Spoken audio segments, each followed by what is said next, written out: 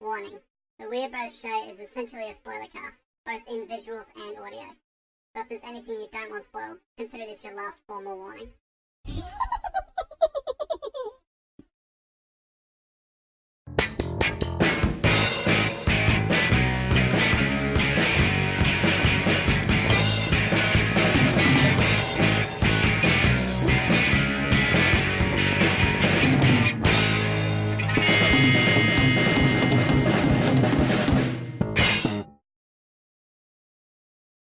Hello everybody. Kill!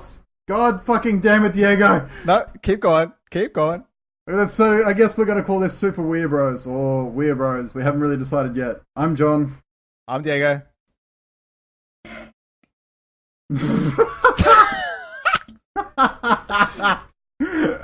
the third person is Darren, which Darren, he didn't bother to introduce himself. I just heard a loud bang. Darren, would you like to introduce yourself? Are you okay? No, I'm fine. You did a good enough job. What the hell happened? I just heard a loud bang.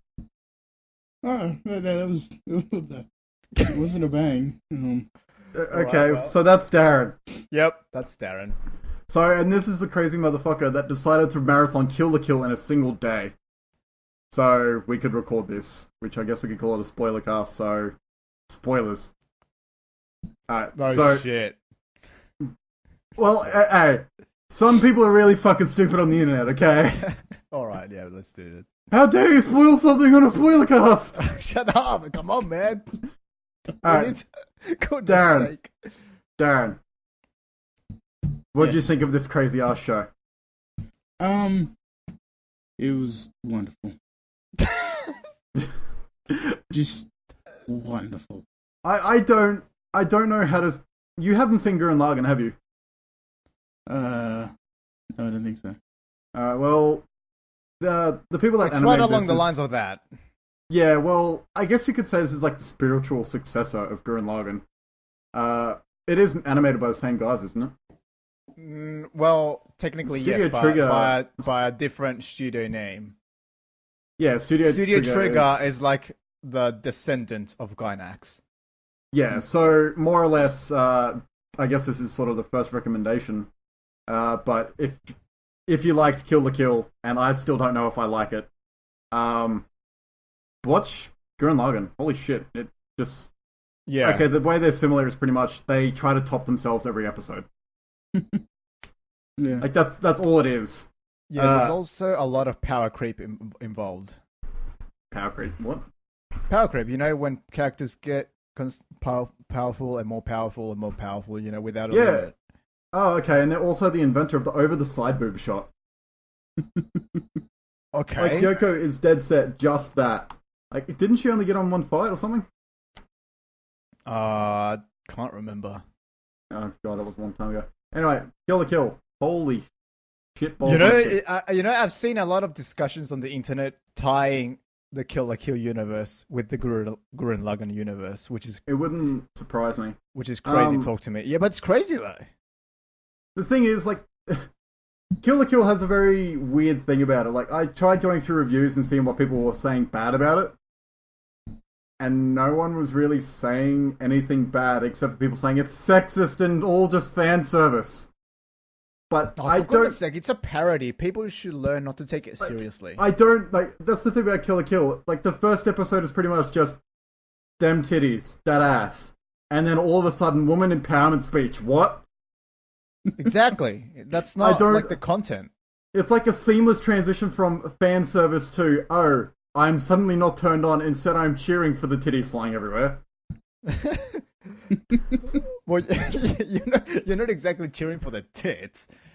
You're cheering for the ideals carried behind those tits. Well, yeah, well, they're all really strong characters, and all the male characters suck kind of balls. Which is highly disappointing, but we'll get to that in a minute. Not really, I mean, I feel like that was their entire thing. They did the whole masculinity thing with Gurren Lagann, and now I feel like they wanted to make the women center stage. Like, even Mako... Sorry, Darren, go ahead. Well, yeah, I mean, all the male characters in the show seem to be just, like, comic relief. Yeah, and the one comic relief character on of the female persuasion is a freaking badass. Yeah. So it's pretty obvious what they were going for. Wait, Mako, you mean? Yeah, man, she's the freaking president of the Fight Club. She doesn't come out as No. even with that whole Fight Club outfit. They even say so in like the last or second last episode when they give her the Goku outfit first, because they're like, she's the strongest out of all of you because she's got 9999 power when she has this outfit on. Yeah, it's she gets the Goku uniform first because she's weak as fuck without it. Yeah.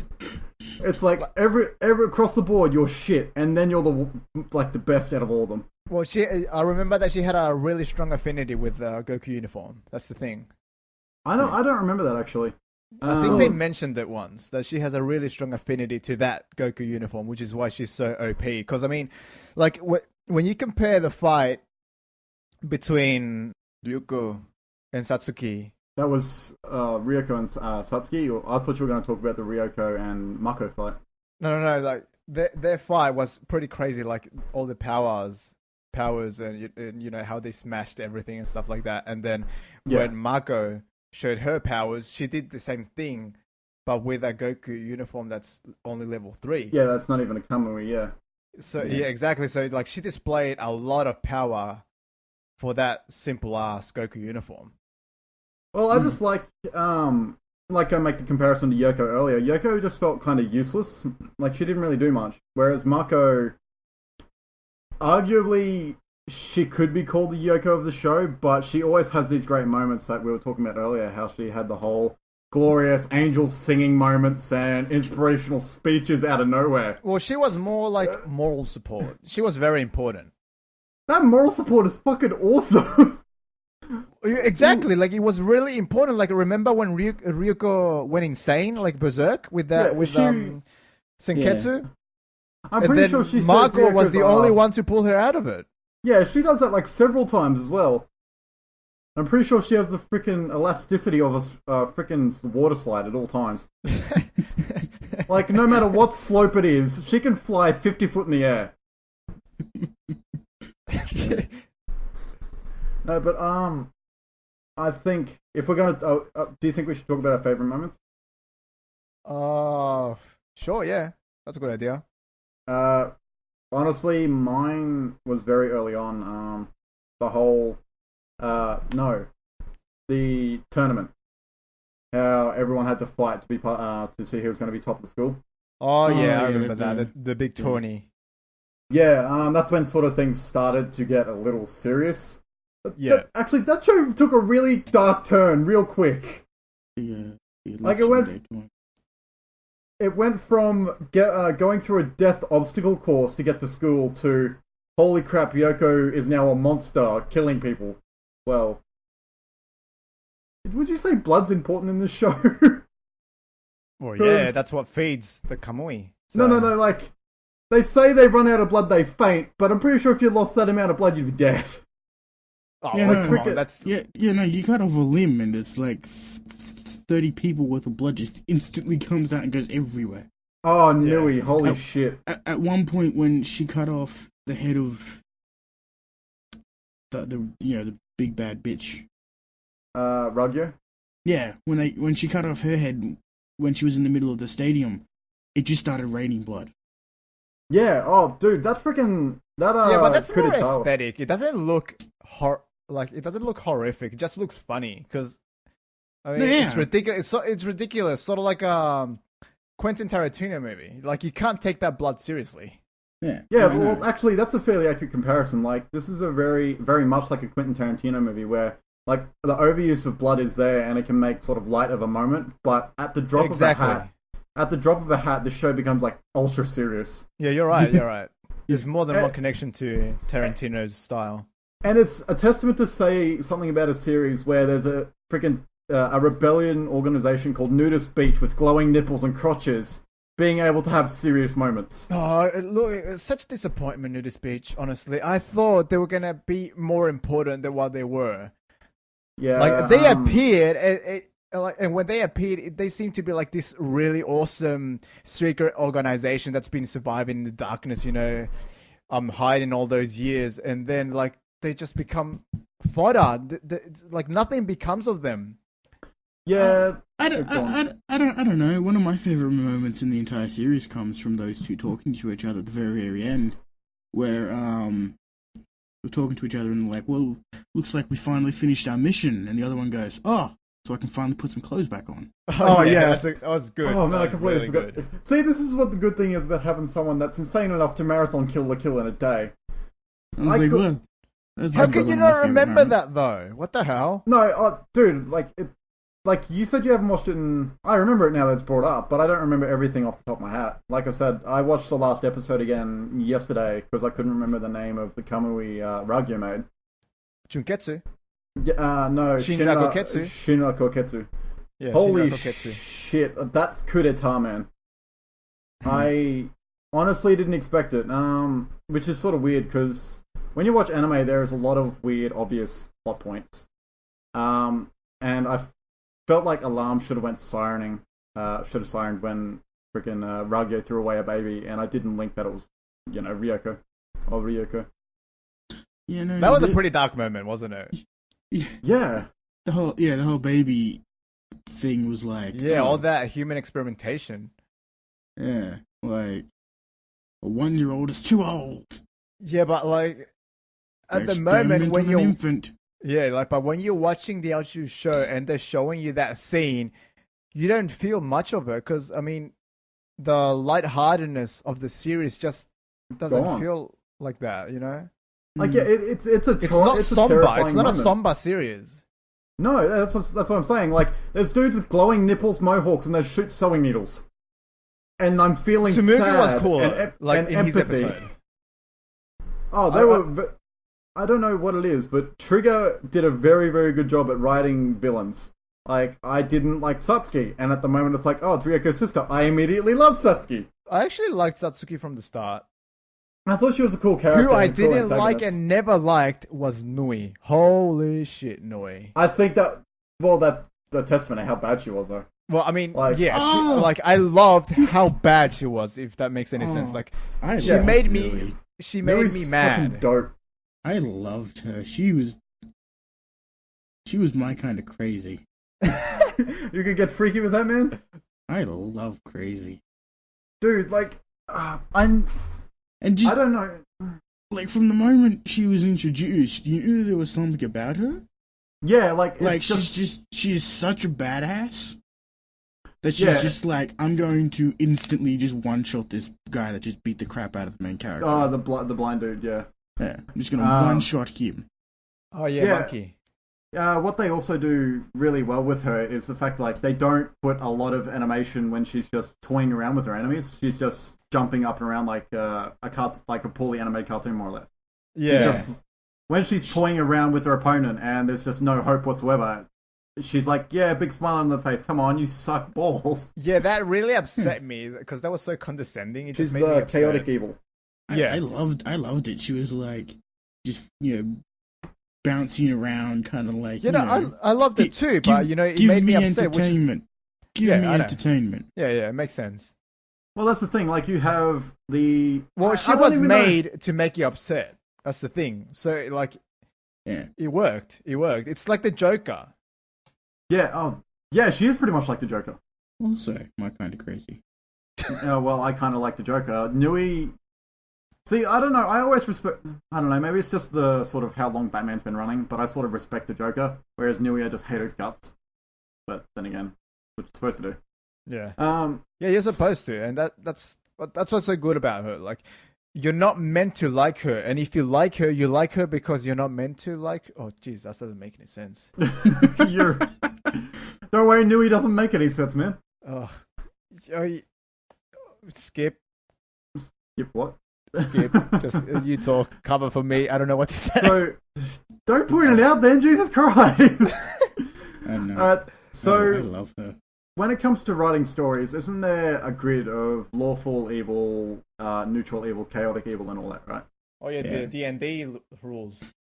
Is there a rule to that? Like, I don't know. Do you know if there's a structure to that rule? Because I'm not sure. Because I felt like the only lawful evil there was Satsuki at the start, and that was immediately sort of paid off when I found out she was planning a rebellion. And that backstab, holy shit, I actually didn't expect that. Well, she was. I think she could still be considered lawful good Little backstab. later on, because she's fighting her mother, and her mother is pretty much trying to take over the world and destroy it. So Dude, that's the Ragyo, whole- holy shit. yeah. I don't What a know. lewd woman. I'd probably classify her as lawful evil, and then she Yeah. transitioned lawful into lawful good. Because she even admits that from the very start she was trying to manipulate her sister. Yeah. I just like how well they resolved that character. Mm. Because it's Alright. all just... What? favorite girl. Who? Favorite girl? Oh, Darren, you can go first. Oh, Marco? Yeah, I well... love her. yeah. Also, my kind of crazy. We're gonna have Dude, a I'm not theme sure. here. I'm not sure if that's crazy or just... I don't know what that is. That's just sugar. You can't, yeah, like you can't Yeah. say you can't say she's dumb because she saved everybody's life on at least 5 different occasions. Yeah. No, I wouldn't call her dumb. I wouldn't necessarily call her brave. Well, I guess her She her is motto. pretty brave though. I guess what you could call her. I wouldn't call her brave because she's not like. Well, I suppose in a way she's very brave, but she's not like, I'm gonna do this even though I'm afraid. I'm just gonna do this. She's like, There's no further thought. Well, in one of the scenes, Maybe the word is innocent. yeah, Like she Yeah, doesn't. that's more accurate. one She of the doesn't scenes, seem corrupt. one of the scenes after the raid, right? When Yeah. it's the two nudists, Mako and I really can't remember her name. The main character. Ryoko. Ryuko. Yeah, Ryoko. And she tells her to go home. It's going to be really dangerous. And you up for that danger? She says, nope. But she still does it anyway. Yeah. Yeah, that's what I said. Like, I feel like she's innocent. Like, she believes in the true virtues of friendship. It's almost Yeah, like that's she. true. It's almost like she just doesn't comprehend Yeah, ignorance is bliss. the danger around her. Yeah. Well, yeah, like she just takes things as they are. She doesn't consider the consequences of anything. She just does what she thinks is right. Yeah. Like there is no downside. She wants to be with Ryoko, and that's it. Yeah, that, and the fact that she loves Ryoko. Yeah, dude, I was expecting Gamaguri and Mako to end up dating each other. Yeah, no, I thought didn't. so too. I'm disappointed. I think it was implied because at the end credits, there's the Elite Four hiding around a corner with Gamaguri in a white tuxedo with flowers, looking at Mako. Yeah, I saw that. That was so Yeah. good. Yeah. Like, Speaking of Gamaguri, he's awesome. he is my favorite in the I entire show. I love your comment. It's like, so the more you beat him, the stronger he gets, and you just were dumbfounded. No. The more you beat him, the stronger and bigger he gets until he eventually explodes. Yeah, he's pretty much just a masochist hentai. He's the definition of a sadomasochist. Yeah, pretty much. But I love his sense of honor. Like, even from do they explain if the Elite Four were? Yeah, they were in on the rebellion, right? Yeah. They were. Yeah. Satsuki explains that they were the only ones that were aware of it. Yeah, It was like 7 people that knew about it. yeah, The elite, thanks. the elite four, the butler, the tailor, and yeah. Speaking You're right. Speaking of Iori, the tailor, he sort of felt neglected until the last minute. Like, he was always he was doing his thing, always researching, but he never seemed like an actual threat. Yeah, that's Like, true. He was the reason the powers were Well, going he on. was a background character though. Yeah, but he played such an important role out of nowhere, though. Yeah, well, it's support though. Like support doesn't. Support just means that you're less relevant, but it doesn't mean that you're less important. yeah. But I feel like he should have had a bigger arc, though.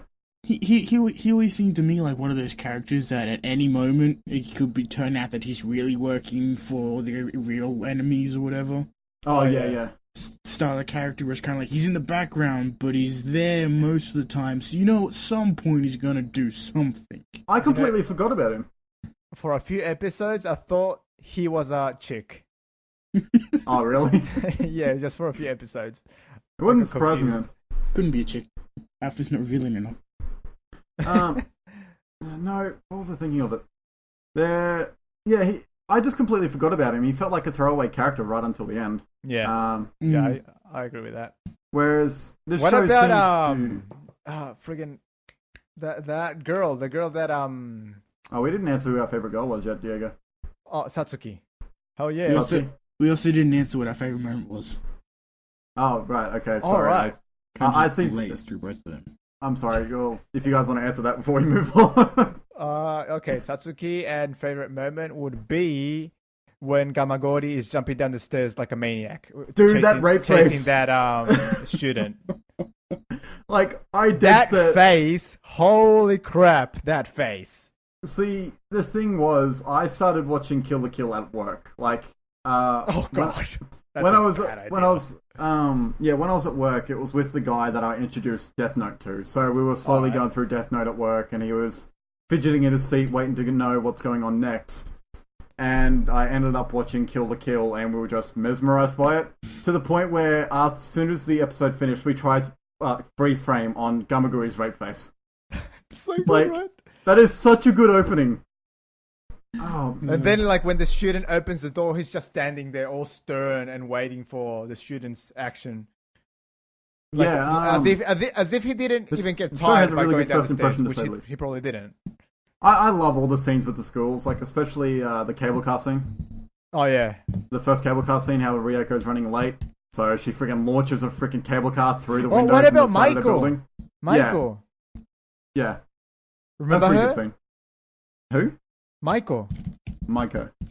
Yeah, the girl that fooled Ryuko into believing she was an ally.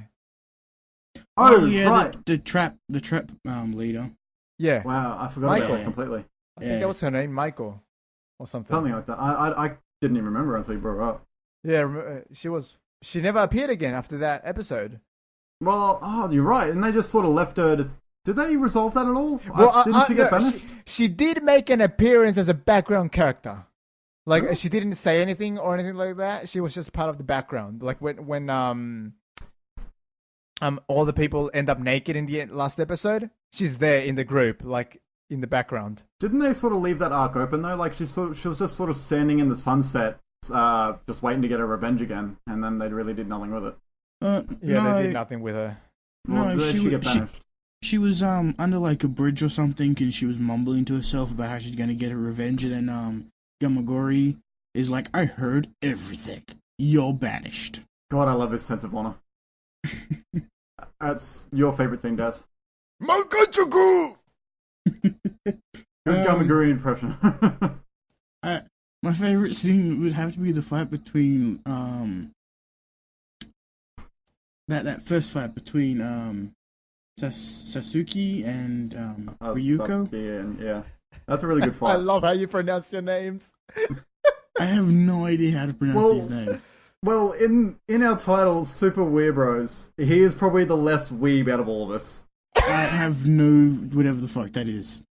Yeah, you don't know what a weeb is? No, I don't even know what a weeb is. Alright, so weeaboo is a derogatory term for someone who watches too much anime or manga, any sort of Japanese culture. Yeah. Yeah, no, that ain't me. I don't know how to pronounce shit. Yeah, the only thing anime you really watch is Naruto at the moment, isn't it? Oh, God. I'll punch your face. Naruto. I also like One Piece, and I watched Death Note and Bleach, and... I really need to catch up to One Piece. Anyway, Kill la Kill. Yeah, that initial fight scene with Satsuki and Ryoko was fantastic. It reminds me of Majin Buu era Dragon Ball Z, like how walls were just caving in just from the sheer pressure of their fight. It feels like they dumped all their budget on that fight because I don't believe so at all. Because the show kind of degraded in quality, I don't think so. After that, yeah, it did. Really, you think so? That the last opening had a really good fight scene between Satsuki, Ryoko, and all the students. I don't know. I really enjoyed the animation through and through, to be honest. But then again, actually, I can proudly say this is the show that made me forget about the fan service that was in front of me. Like, there's butts and boobs and side boob everywhere, and I didn't notice a single bit of it because I'm sitting here watching all the freaking fighting action. Well, I mean, when it's thrown on your face like that, you kind of just lose track of it. You can't just keep your attention on it all the time. It just gets exhausting. It's like watching Ikitozen. But it wasn't even like that though. Like I've seen Ikitozen, and it was like, yeah, it was exhausting, but I never felt like that on Kill la Kill. Like it was just there, and I never noticed it because I was too busy looking around seeing what else is happening. Yeah, I guess, but I just think that, you know, if it's thrown on your face like that all the time, you just get desensitized. I think it's just them doing a really good job in their cinematography. Like, for example, episode 16, the incest scene. They threw that in your face and duct taped it there. Like that incest scene. Oh yeah. The incest scene sort of came out of nowhere, but that was the episode that established Ragyo as like the true evil. Yeah. That the music for her is just, I don't know how to explain it. You wouldn't call it an angel, a choir of angels, not that sort of music. But I don't know. I don't know. I loved her character design. Just Ragyo? like the look of her. Yeah. Yeah, the rainbow head. Yeah, like the rainbow hair and just the way she stands. She's all like, I am better than all of you bitches. What a lewd lady as well. Yeah. She was a BDSM character as well, like pure submission and all that. I don't know if she was submissive or no. sadist. I felt like I think she used that sadism to show how helpless her opponents were. Like when she got stabbed in the back and put on the cross. Oh yeah. She just acted like it was nothing, and it was nothing. Yeah. At one point, she even just pulls her arm off to wipe the blood away from her face. Yeah, or when she I forgot about that. Or when she just reattaches her head. Yeah. Oh, that was gnarly. Yeah. So, like that, like we said, Quentin Tarantino wise, it does a really good job at shocking you when it needs to. Yeah, like this movie, its blood style reminds me a lot of like Kill Bill. Yeah, that's a good way to put it. Yeah. Like, I didn't say what my favorite character was. I wasn't shocked at all though. Like it was just so ridiculous and over the top that I just couldn't get shocked. I was amused, but not shocked. See, me and you have talked about this recently. I haven't talked about it with Darren, but I feel like I'm getting more emotionally invested in things these days. Like everything I used to be stone-faced, just all stoic all the time. Yeah. And it might have been since I started watching Hunter x Hunter where that has a lot of jaw-dropping moments and just things that come out of the blue. But I feel like I'm getting into my shows more and I get more reactive. So I can't tell just a pussy. Hey man, you're the one that cries at anime too. Oh damn! Didn't you tear up at the end of freaking Golden Time? Shut up. Fine. People don't need to know that. I completely agree. Like with The Walking Dead or with Game of Thrones, I get really emotionally invested with the characters. Like the moment Tywin or Tyrion Lannister dies. Yeah, yep. Spoilers. That's right. Neither of them have died yet. Oh, really? Spoiler cast for Kill la Kill. What the hell? Tywin, you don't even care for Game of Thrones. As of this, Tywin Lannister and Tyrion Lannister are both alive and well. Okay. I'm just saying that no character in that show is safe, so I know one of them is gonna die eventually. When that happens, I'm not gonna be okay. Yeah. Well, I've told you this, Darren, and I just told Diego before, like how I got season 3 ruined for me, so I just don't watch it. See, that's probably a bad thing for me because Game of Thrones is the only series, like actual Americanized series, that I feel like leaves all their main characters open for the slaughter. The only other show I know that does that is Attack on Titan, and yes, that series is blown completely out of proportion. But there are Americanized ads for the dub coming out already saying this is the Walking Dead. What? Really? What? There are already ads on Attack on Titan for the dub. That's okay. The dub isn't out yet. Like they're still announcing who's voicing for it, but it's gone to the point where the American ad says this is the Japanese version of The Walking Dead, referencing to The Walking Dead pretty much kills off their main cast. That's not necessarily true. Yeah, that's what I'm saying here. Like, I don't like a comparison either because AMC is taking The Walking Dead. This is just turning into media hour with the guys. Yeah. The Walking Dead is. That, but I didn't want to interrupt you. I'm sorry. I'll just quickly finish this up. The thing that annoys me about The Walking Dead is that they've publicly announced that these 3 characters are now series regulars. They're not going to die. Thanks, guys. We really wanted to know that. You just ruined the studio magic. Thanks. So now whenever these characters are in life-threatening danger, we now know. Not really. Yeah. Anyway, back to Kill la Kill. Do you guys like how it ended? Not really. It was okay. Gonna be honest, I actually kind of teared up a little. You mean with the whole falling into the planet? Yeah. No, yeah, I was thinking more of how just the ending in general, but I did tear up at that moment. I'm not even gonna try to pronounce the name because every time I do, fucking Diego loves me. Screw him, he's European. I'm just gonna call her Rainbow Hair from now on. Ragyo. Not Rainbow Hair. Go on. Rainbow Hair. Okay, Rainbow Hair it is. Ragyo. There you go. Ragyo. I didn't like the way that she died. I thought it was like a cop-out. Yeah, I was expecting a more grandiose clash. She just sort of dissolved and nothing not even that. She took out her own heart and destroyed it. Yeah. I thought it was fitting though, because like she wanted to, like there was nothing left for her. Like life fibers were literally her life. She didn't care about anything else, so it was just not worth living anymore. So she just killed herself. I think it just shows how passionate she was. I think. But at the same time, yeah, she would rather not let her opponent take the victory. Yeah, I suppose it just kind of felt because I mean, if she returned peacefully to her family and her friends back on Earth, like not even just letting her live and return. If she'd been killed by her daughter, or even if her death had somehow had some more significant meaning behind it. Yeah. Not just she was now dead. She'd already gone, everything's okay. Well, she'd already just used the satellite to reverse the planet. Yeah. So she didn't really her death did nothing except for she died. Yeah. Well, yeah, because the real big boss in the show was the life fiber, not her. She was just the brains. She was the martyr for the life fiber, more or less. So, like, if the life fibers die, which is the final boss, Ragyu has nothing. Yeah, she's not the actual boss. She is powerless without the life fibers. That's the thing.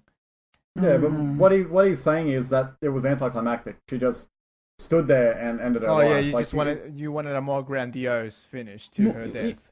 I mean, the life fibers were the main thing throughout the entire show. Yeah. It's what gives them their powers, it's what's going to take over the Earth and everything. But you can't tell me that she's not the big bad boss. She's the one calling the shots. She's the one that's taking the first life fibers and wearing them and becoming this super powerful ultimate form. Yeah, she's the one putting the plan into action. Like, she was brainwashed into that wasn't really worshipping the fibers. It was the only thing they sort of hinted at was that the Kyrdian family was, if they passed that original life fiber down generation to generation. Yeah. So that's the only real hint that they gave. Yeah. So and the only way Satsuki changed was because the father pointed out the plan. At the age of 5, no less. But yeah, I see what Darren's saying. Like, if Darren, I don't want to spoil this, but fuck it. At the end of Gurren Lagann, you shouldn't spoil that. The end. Okay, I won't. But I'd say the end of Gurren Lagann is the way to end it with a bang. Like, dead set. That goes to a cosmic scale. Well, it's just it seemed like for the last 10 episodes or so, she's built up as this ultra bad guy. She's built up as this. It takes both of her daughters just to lay a scratch on her. Yeah. and she's like this super mega evil. I'm going to destroy the entire world, and then in the end, all she does is kill herself. Yeah. She doesn't try to take anyone out with her or anything like that. I guess what they wanted to show was that she really had no purpose other than to follow the life fibers. They really just wanted to, nail that down. Yeah. I think that's what it was. That's why they killed her off like that simply. Like, that's why it wasn't so grandiose. I think it was meant to make you feel empty because that's how she felt. I don't think it was meant to make you feel empty. I think the more of the goal was that just establishing that she didn't want to give them the pleasure of victory. Like, they did not conquer her. She submitted, but it was by her terms. I guess you could call it like that. She wasn't brought in by anybody. Yeah. I suppose a big theme throughout the entire thing is your force, your will, your resolve, your pride. Yeah. Where it's kind of like fucking Gamori, whatever you want to call him, is just like, I won't kneel to anyone. Yeah. Holy shit, dude. And the character designs in this are awesome. Like, I mean, for a 20-year-old, he is huge. Yeah. Well, his size had a lot of variety in the show. Yeah. Same with Nonon. Oh yeah, I completely forgot about that, actually. Her size changed a lot during the show as well. Nonon and Gamagori, both of them. Was it just me, or did Nonon feel like the most threatening one out of the Elite Four? I don't know, like, I guess in terms of offense, yes. Because Monkey did do a very good, like, he freaking wasted Ryoko when he first went through the whole blinding, when he blinded himself sort of thing. Yeah. But he never felt as sort of evil as Nonon did. But Nonon actually, she was kind of like a force to be reckoned with, whereas the other guy was kind of like, sure, he had his good episode or whatever. Yeah. But then he eventually turns into just a side character that's there for, like, comedy or whatever. Yeah, that's a good point. It goes back to the whole males and there's some pretty much side characters. Except for Gamagori. He was pretty important until the end. Yeah.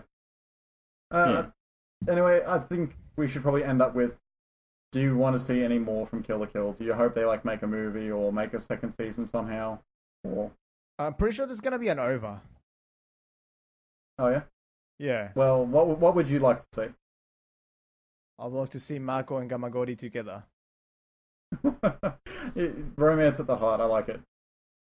Darren, do you want to see anything else, or are you just tired from all the batshit craziness you've watched in the past 24 hours?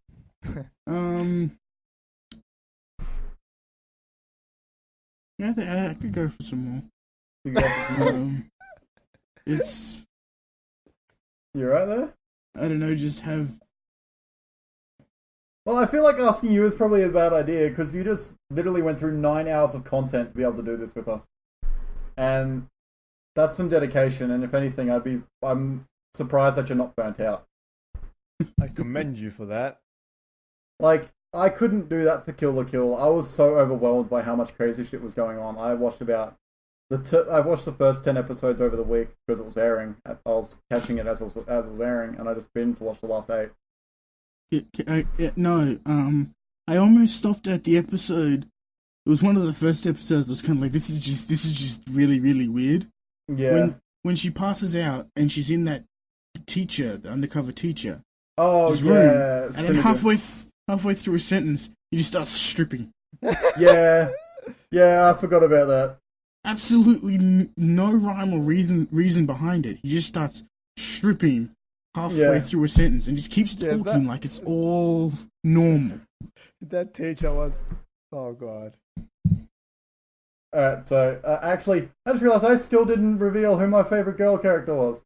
Oh, yeah. God damn it. I'm going to be vanilla, as Diego says. I'm going to say Ryoko. God damn it. Hey, we covered the main cast, okay? Yep. No, Mako, Satsuki, and Ryuko. I'm gonna say Ryoko because when she found out that her internals were made of life fibers, she was very conflicted, and I love the whole. She went batshit, but whatever. Well, that's what I'm saying. I was about to say, I love the arc in any sort of anime or any sort of media in general where the unbroken is broken. I like seeing the hero feel defeated and hopeless, and it's not a masochist thing. It's it makes me feel for the character, and if an anime can do that effectively for me, I am extremely happy with it. Fair enough. I mean, yeah, sure. It didn't hurt the fact that for an entire episode she just buck out and ass naked riding around on a motorcycle. Dude, man, I kind of want to discuss how when Senketsu was all cut up and she was riding around from school to school getting all the pieces back. God damn, that was awesome, but we're running in 40 minutes here. So we'll just sort of end it. Oh, so we have a time limit on it? Not really, but we don't really want... You just keep going. Just cut it up into pieces. Should we just start streaming on Twitch now? Just keep going on and play Twitch plays Super Weeabros and tells us what to talk about? Talk about hentai. Well, you see... No, I don't think we can do that. Well, you see, when a mommy tentacle... Well, I feel like... Oh, God, this is... Have you guys ever had the drink Tentacle Grape? Oh, God, no. You haven't? I've seen it, though. It tastes like tentacles.